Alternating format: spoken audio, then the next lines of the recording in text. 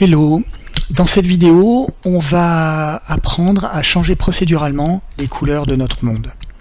Alors tout va se dérouler dans le panneau qui est ici. L'utilisation de base est très simple, on sélectionne un matériau dans la liste qui est là, et puis on l'applique.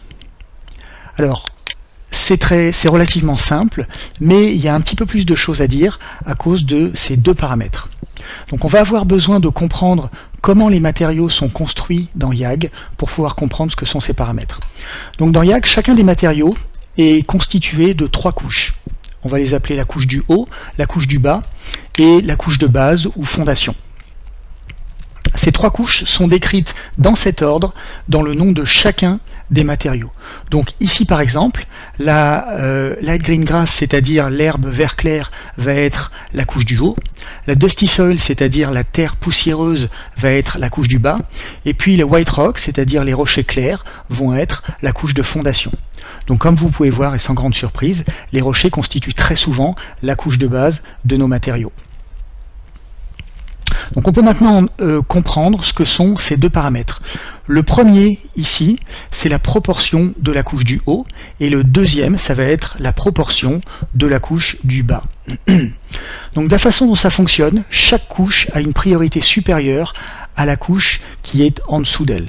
Donc la couche du haut va être la grande maîtresse ici. Si par exemple on la met à 100%, eh bien elle va couvrir tout le terrain, quelle que soit la valeur de la couche du bas, qui n'a plus aucune influence.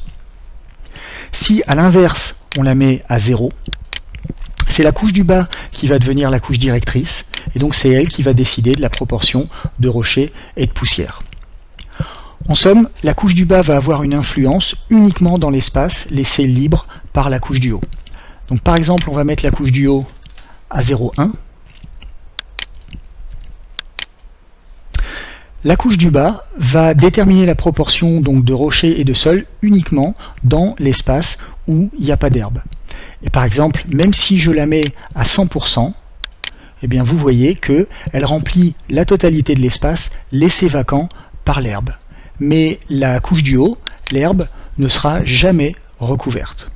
Donc une fois qu'on a compris ça, on peut obtenir de très nombreuses ambiances différentes à partir de chaque matériau.